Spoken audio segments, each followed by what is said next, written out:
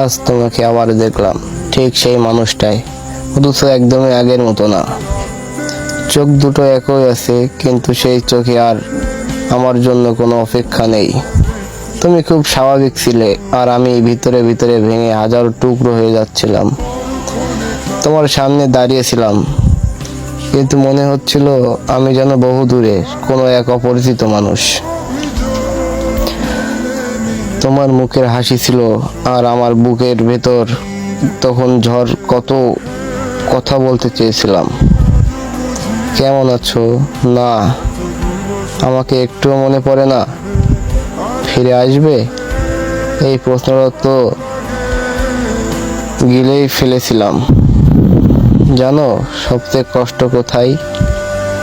তুমি ভালো আছো জেনে নাই, তুমি আমাকে ছাড়া ভালো আছো এটা বুঝে আমি ভাবছিলাম আবার দেখা হলে হয়তো চোখে চোখ পড়লেই সব পুরনো ভালোবাসা জেগে উঠবে।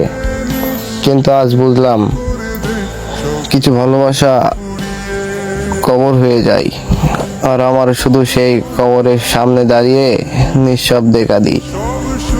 তুমি যখন চলে গেলে আমি আবারও সেই আগের দিনের মতো তোমার চলে যাওয়ার পিঠটার দিকে তাকিয়ে রইলাম।